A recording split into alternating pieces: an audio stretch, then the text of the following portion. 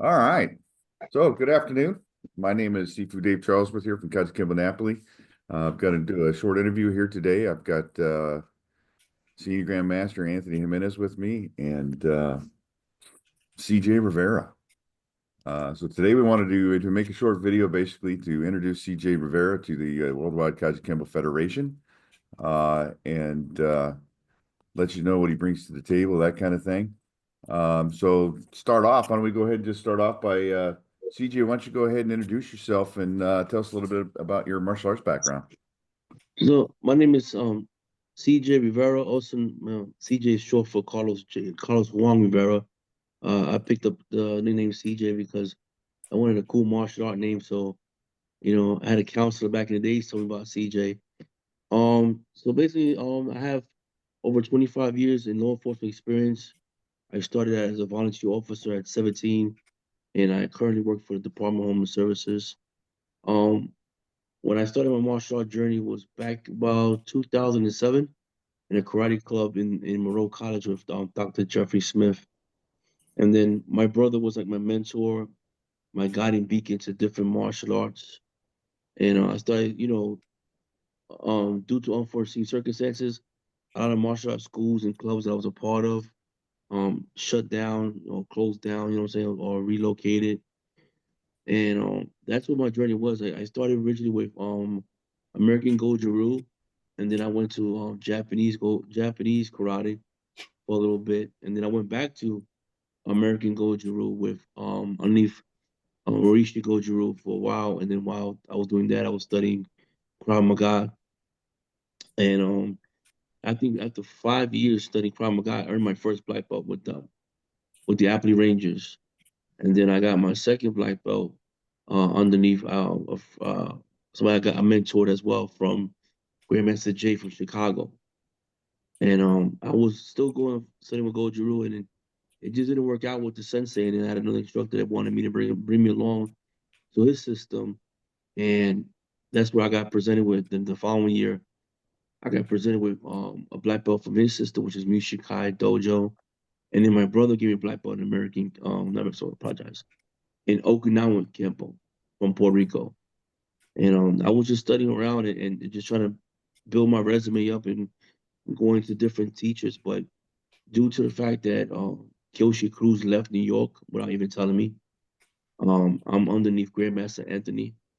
Um, so the Grandmaster Anthony, he promotes me now through his system of karate, and I also got promoted within some Goju systems, which Golden Fist Goju recognized me as a third dan, and Nisi Goju, which is under Dr. Tony Ruiz, also promoted me to third dan. And then Grandmaster Jay recently promoted me fifth and sixth in his system. And underneath Grandmaster Anthony, um, I was promoted to sixth dan. In between the fifth and sixth dan, I was considered like a master instructor. And to be a master instructor in his system, you have to start building up your own system. So you have to create your own system, create a syllabus, and he grades you. You have to get graded on the system. You have to present your system to him. Once I got presented my sixth dan, he made me a master for master instructor to senior master. It goes to senior master in his titles. And during that time, I bumped into a lot of got made great friends. Rick, Seafood Rick from Chicago. He knew I was having trouble, uh, trying to promote my students, and he wanted me to be head of my own system. So underneath him, he made me a Soki, so I can, present my system without nobody hesitations or stuff like that. You know what I'm saying? So Yeah. so he gave me the Soki title was to be head of my own system, so I could train my daughter, train other students in self-defense. I run my own self-defense program here. I run my own I call it Lions Den Close Quarter Combat. So I do my own version of Krav Maga with the Krav Maga I learned with the Kali, also adding the law enforcement aspect of it. So my students, when they learn like the version of Krav Maga I call it, which is called Lions Den, it's a lot of law enforcement stuff in there. I teach the penal law. So I use the penal law of New York State and I go through it, and I say, okay, what can we push the envelope to train students the proper way of self-defense? Because you don't want to go to jail. So when we avoid going to jail in the self-defense applications, how to articulate yourself, what is inadmissible, admissible. So that's where a lot of that stuff comes from. But like my training, like my martial art training, it consists of a lot of the law enforcement I learned, and a lot of the techniques I've learned throughout that time, has helped me build what I have right now in law enforcement. I did study jujitsu a little bit for 4 years until, I'm sorry guys, until Coach Jorge closed the school down in July.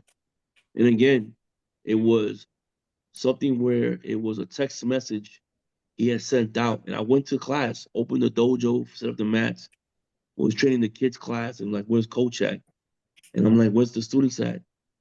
And the coach just shut down the school. I'll tell you nobody. They didn't tell me no. Wow. And I was one of his top students. I was going to a lot of tournaments and representing jujitsu, his jujitsu program at every jujitsu tournament there was. Did you ever get a hold of him? Never got a hold of him. He sent a mass text through some messenger. I don't know what the messenger was at, but another student sent me the messenger saying that he wanted to continue on his journey, and he had to close the school down, and he didn't even tell us anything. He just cut the school prior. I've had that problem. When um after I had my black belt test with Kyoshi Cruz, 2 weeks after that black belt test, he just dipped off and didn't tell nobody. Didn't tell his students, didn't tell nobody. So, Yeah.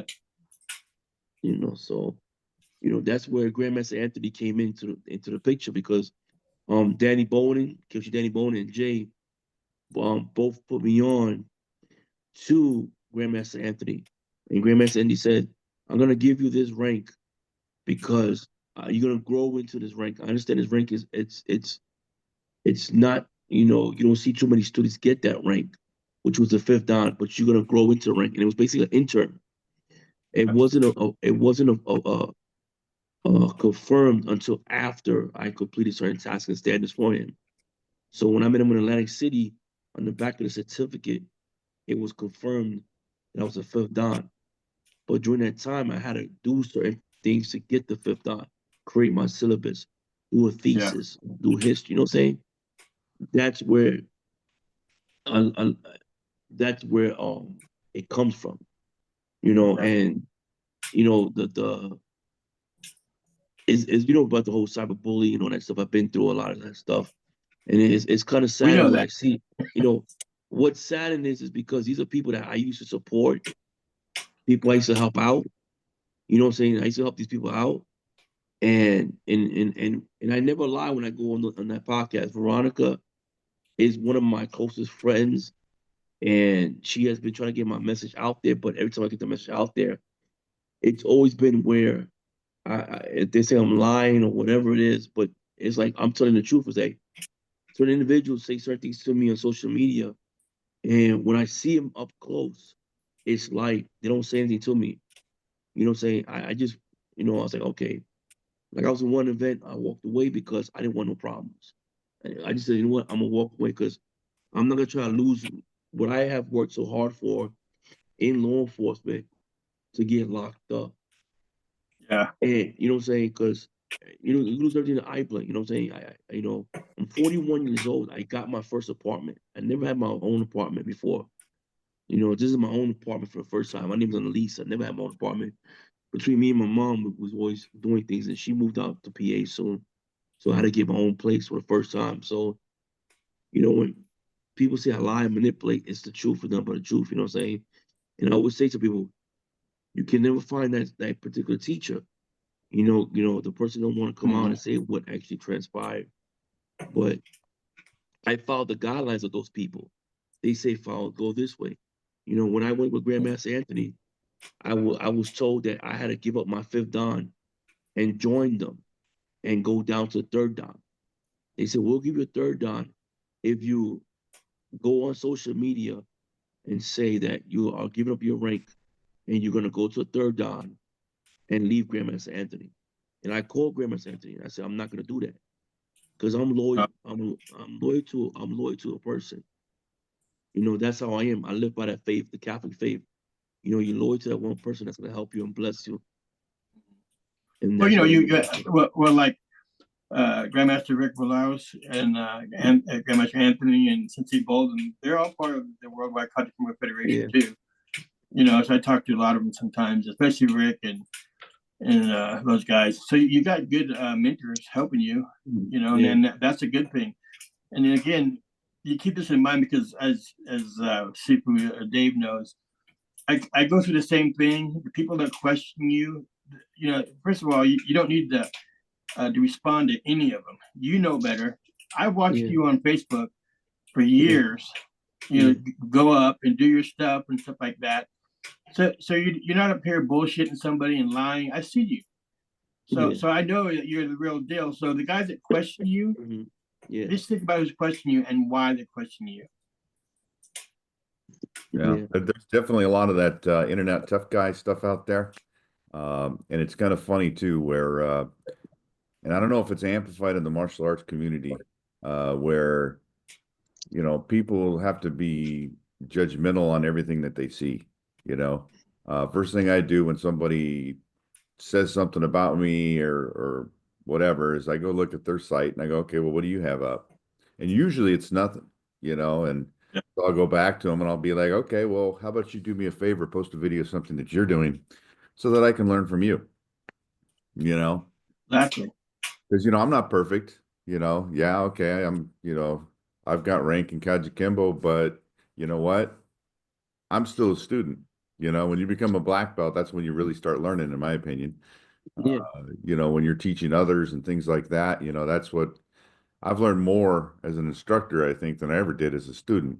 You know, because you notice the little finer points when you're doing things, when you're the guy that has to correct somebody and you're like, "Ah, it's really not like that." And then you're like, okay, how do I explain this to him? You know, and then you realize, oh, well, you know, maybe it'd help if I tell you to do this, you know. You know, like just using the angles and things like that, stepping off line on a punch, you know, using his own body so that he can't hit you with the other hand. Because there's always the inevitable, he's not just going to let you do all those techniques and then not hit you with his other hand, you know, or whatever, you know. But people don't realize when they see you doing techniques on social media is that it's not always, you're not going full blast. You're not doing I'm kicking his ass demonstration. You know, you're usually doing it to share knowledge so that other people can learn that knowledge and things like that, and see what you're actually doing, you know. So there's a lot of that, you know, I guess you guess you're right when you call it cyberbullying, you know, when they, you know, do the online analysis of whatever it is you're doing, and then everything you say is always questioned, you know. It's the truth. It's like I told like Grandmaster said earlier, it's like, you know, I've been teaching for a good part of 4 years. I go travel to Long Island. I don't have a car. I can't afford a car. So I go to Ronkonkoma, which is actually about a 2 hour, close to 2 hour trip. And I teach. I've been teaching for about 4 years in all island martial arts. And my friend, um, I can't remember my mind, I'm blank now. Michael Hutchinson. Michael Hutchinson runs a school called All Island Martial Arts. And I go up there and I teach the students up there. Now his school is a Taekwondo school. He doesn't know a lot about ground and pound. And he uses my insight, say, listen, just come here, teach the basic jiu-jitsu, teach the basic kickboxing, and we have fun. And I had a great time. I think 1 year, about 2 years ago, I took some of the students to a tournament for the first time in Long Island. And we almost won I was helping get coach one of the kids almost a grand champion. So when that moment happened, I was telling the student, like you said before, I said, I told you, do the blitz, do this, do that. He was like, oh man, I forgot. I said, yeah, but we go against the tournament, you know. So, you know, teaching and you know, I get what you're saying. When I go to these seminars, I see what goes on. I'm like, I said, oh, okay, now I see what my mistakes is, you know. You know, I read a book years ago in Zen and martial arts. It was the chapter on empty cup. And always, you know, how the student came in and told the grandmaster his whole spiel of his resume and the water will full. And he's like, how can I teach you something when your cup is full? And that's what I do. I always come in with an empty cup. dojo wise, teaching wise. Sure. You know, if I make a mistake, let me know what mistake I'm making. You know, but don't put it on blast or say something where it's detrimental to someone's character. You know. Yeah, we was always taught that way too. Like especially like if the teacher was up there, even with it was great grandmaster Gaylord. You know, he's older, and so sometimes he'd forget the forms, and myself and Jim Ward would look at each other, you know, and we kind of shrug our shoulders, but we would never say, "Excuse me, you're doing that wrong. You just don't do that." You know, that's just that's just a thing you just don't do. You know, so I mean, they should, and then as long as you're out there trying, you're doing 1,000% more than the guy behind the keyboard that's sitting on his ass doing nothing. And you're out there. I'm watching you do your forms, your tournaments, or getting a Hall of Fame award and stuff like that. I see this. What the guy that's talking shit about you? What does he do? Yeah. And I take everything like as a blessing, and I thank God every day because, you know, I work in the city homeless shelters, and I look at some of these guys, and I said this could have been me, you know, because you know I've had, and I'm telling the honest truth, I had a rough upbringing, and when I hear certain people talk about the upbringing, I'm like, I heard your interview, and your interview from years ago, you didn't really say that in those interviews. You know what I'm saying? You know, I honestly, truthfully, without a shadow of doubt, I had one of the roughest childhoods there was. You know, and growing up in a home where it takes a village to raise a child, and just having grandma, auntie, and uncles raising me, because you know my dad had 7 kids from different women, but that's a different story. But coming up, you know what I'm saying, is and I take everything as a blessing. When the apartment I have, I'm grateful to God for it because of the career. You know, working in law enforcement, every day I walk out the door, never know what's gonna happen. Especially we don't carry firearms. We don't carry firearms. Oh no. For the New York City peace officers, we don't carry firearms. So all we have is our defensive tools, which the highest lethal force we have is the taser. So the martial arts has saved my life. A lot of techniques I've learned, even when I saw some of your techniques as well, I watched some of these techniques. I'm like, okay, how can I modify it for work? I know the Kimura could break somebody's arm. How can I, modify it for work where I'm not gonna get in trouble for it or get jammed up? So to the point where I have sort of created a move where it's not gonna harm the person, it's not gonna do no damage, and I could lock them in and get them real cuffed. So when my guys in my job says they call it a chicken wing. So they'd be like, when we see CJ does the chicken wing, we know that arm is stable to get cuffed. We just gotta get the other arm cuffed. Certain moves I learned in martial arts, I use them at work. But because of that, is when I teach self-defense, I use that as a tool as well to say, okay, this is going to work in the self-defense. Legally, this is not going to get you jammed up. And that's why I said martial arts saved my life multiple times. I've been in scraps learning now. Didn't know how to fight on the ground, spending 4 years and change, learning jiu-jitsu, getting my blue belt and going to different competitions, having fun with the arts, you know what I'm saying? I love the arts. I mean, if it was a Kali seminar, I want to go to learn Kali. If I want to learn Kajukenbo, it's too bad in New York City. There's not a Kajukenbo school in New York City. There is one, but they don't teach the Kajukenbo that you see, that you guys practice, the different version. Yeah. But it's so further out from New York, you know what I'm saying? It's like almost a 3-hour trip almost. Yeah. There's not a big presence there, I mean, I know I've seen a guy online that's in New York City, but I don't know if he's legit Kajukenbo or not. I mean, I've never really followed him that closely and watched him that closely, but I know there is like somebody online that claims to be Kajukenbo. But you would think, big of a city as it is, that we would have a presence there that bigger than we do. So yeah, but that's one of the problems I think with Kajukenbo too is even when we're there, a lot of times you don't know they're there because they're, they're like garage akimbo, where they're teaching out of their garage or out of a city park or at a community center, and they don't advertise themselves, and that's a sad thing because, you got people that are looking for Kajukenbo that can't find it, and heck, I often call myself a 40-year black belt because it took me over 40 years to get my black belt, because I started, when I was a kid, and then I joined the military, and in the Navy, well, you don't really stay in one place for a long period of time. We got ships that move and things like that, right? So it took me a long time, finally got my black belt, and now I'm plastered all over the place just to let people know I'm here.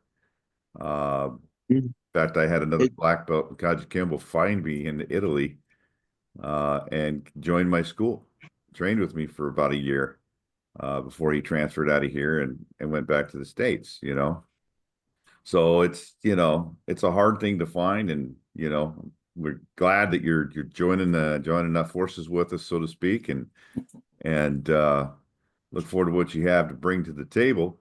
And I'd encourage you to do everything you can to learn what you can and learn the Kajukenbo that you can. My website has a lot of techniques on it, that Kajukenbo Napoli on YouTube, and essentially, well, I think I'm pretty sure all the grab arts are on there. I think I've got punch counters like up through 9, I think, right now, and that'll be growing. But it's just trying to get that information out there.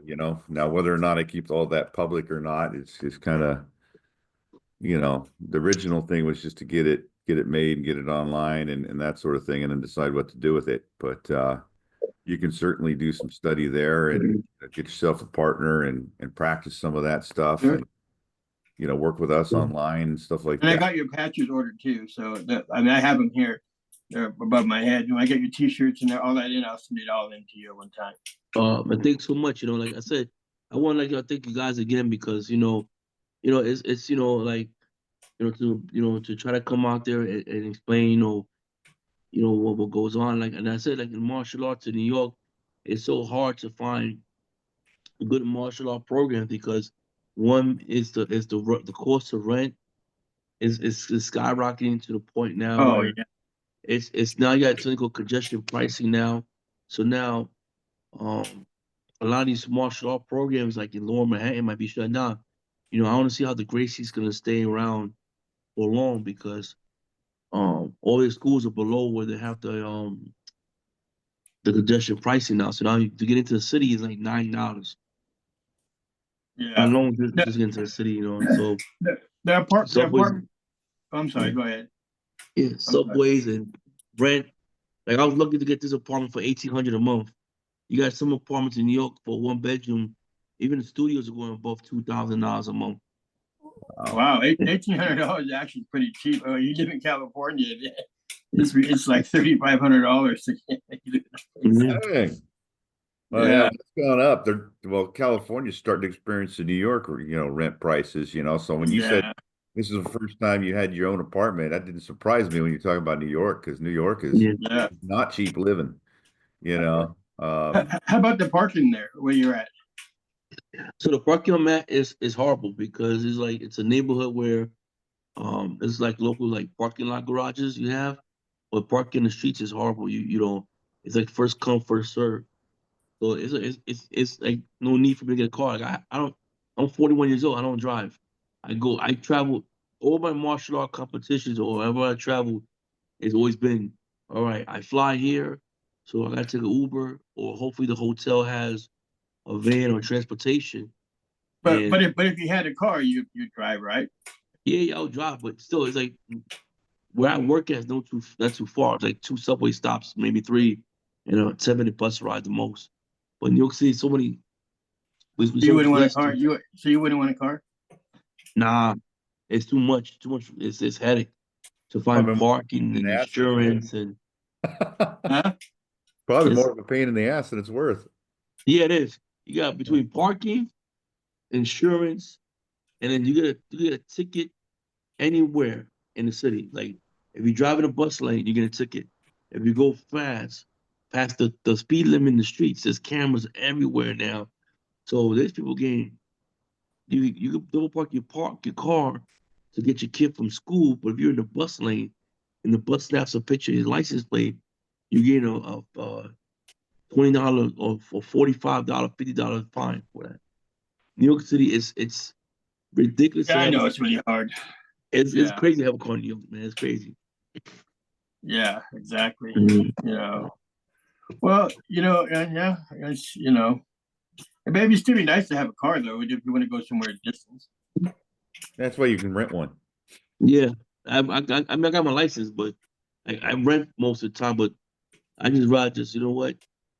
Like when I went to Virginia Beach this year, I went to Allentown to the bus, and I traveled with Wazir down to Virginia Beach we drove down there to compete at a tournament called the 7-City Tournament, and that was a great drive, man. Awesome drive down there, man, down to Virginia Beach. Yeah. But better to rent, like you said, renting is the way to go in New York because there's no parking, you know. Yeah. Yeah. Well, I mean, yeah. If you like that, yeah, I know. I heard the park was really bad. They had a joke about the guy with the Ferrari. He went to the bank and you heard the joke about the Ferrari in the bank? Oh yeah, I heard that one before. Yeah. Yeah, the guy went and got a loan on his Ferrari. Did you hear it, Dave? No. We lived in New York, right? So then he was on vacation for like 3 weeks. So he goes in, he was I guess a millionaire, right? Multi-millionaire. Goes to the bank and he gets a loan for $5,000. And then so whatever, so then as long as he pays it back within so many things, it costs him a couple $100 for the loan. So they went there and go, you sure? Yeah, I went to the thing. So they confiscate his his Ferrari, right? So he goes on vacation for 3 months, whatever it was, comes back and he pays the loan. He goes, why would you do that? He goes, when the hell am I going to park my Ferrari in New York for $300? Yeah. That's what. Yeah. Yeah. Yeah. It would have cost him thousands and thousands of dollars to park it. So instead, he got a loan on it. So the bank kept it in their garage. There you go. Yeah. It's crazy because New York City, like I said, you can't. It's hard in New York City. You know what I'm saying? It's just everything's shut down. There's stores ain't the way it was, and I have a whole storage room full of dojo stuff. Like if I went to I'm always one up from my own school, so the best way I do it is with my daughter and my other students. So we usually start training once the weather gets warm. So I have a park. I have 2 locations in the park that I train at, and then when we do like grappling stuff, I train closer by the park, closer to my storage unit. So I have 2 folding mats. So we do some ground, like like front rolls, back rolls, a little bit, mount escapes and different types of jiu-jitsu stuff. And then we practice our katas, I practice the Goju katas, I know all 12 of them, I try my best to, my back sometimes act up on me because I'm standing up so much. But I try my best with all the katas. We have 12 basic katas, which is the Goju katas, 5 weapons, the oar, the bow, kama, sai, and tonfa. Yeah. And then the katana, I don't.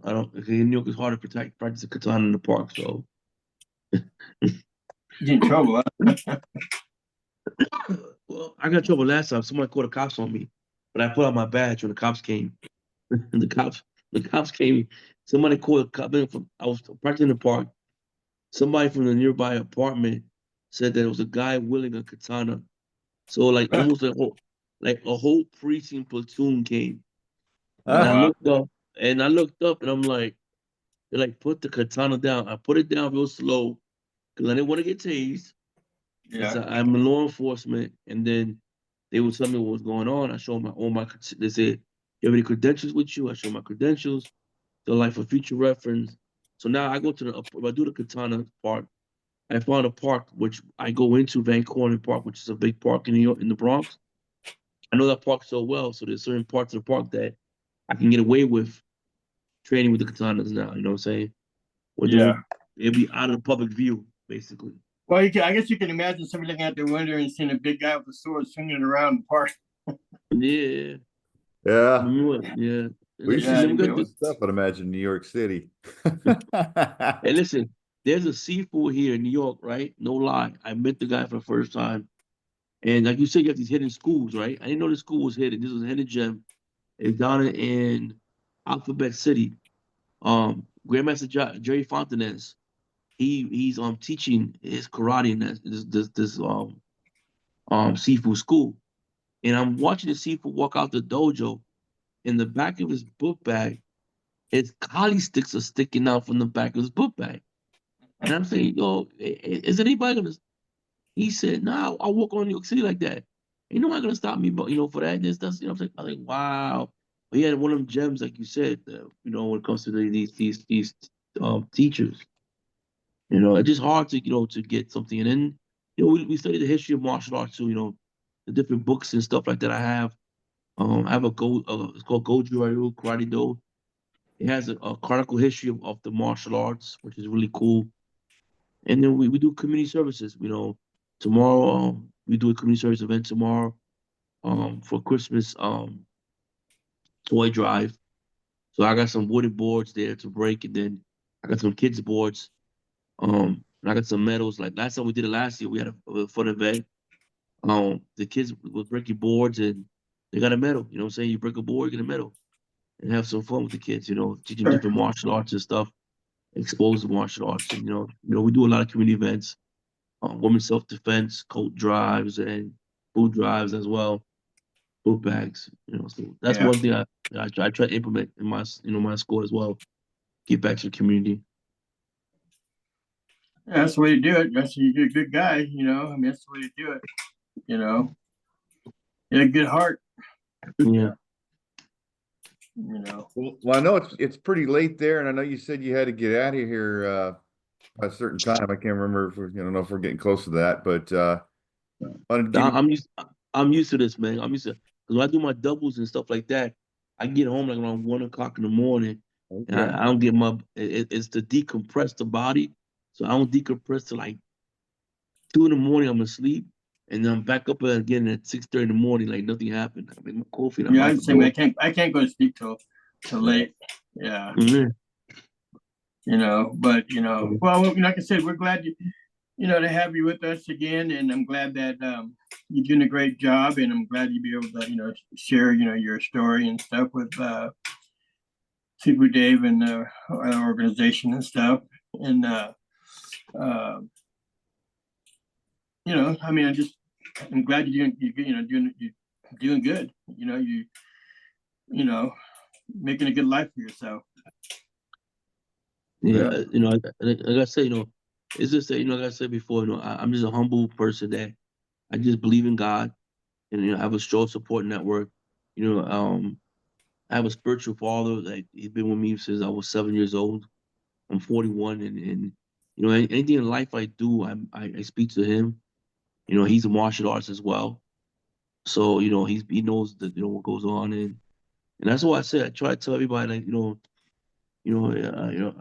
I just try to be a humble servant, respect everyone, respect everybody's art. I never disrespect nobody. And that's how I always been taught. If I disrespect somebody, I apologize. Hopefully we can make amends. Some people want to make amends. Fine, we go our separate ways. You know what I'm saying? That's how I see it. Yeah, just keep in mind that you've done nothing wrong. You don't need to explain yourself to any of those people that talk bad about you or say anything like that. You don't need to prove yourself. You did. So they're the ones that got the problem, not you. Yeah. Keep it in mind. Yeah. And and I know you don't want a car and stuff like that, but I might be offering anyway. If you ever decide you want a car, you let me know and I'll send you a car on the house. I'm not joking. I'll send you a car. I got you, man. Listen, I got you, man. Maybe by next year. Once I get I'll send you one. I'll send you one. Yeah, I'm gonna get myself settled out here. But just settled. You let me know, and then I'll make it happen. Man, thank you so much, guys. I want to thank you guys again for allowing me to come in here. Thank you again, guys. God bless you guys for real, man. Thank you. All right, take care, guys. All right, thank you. Bye bye. Bye bye. Ciao, ciao.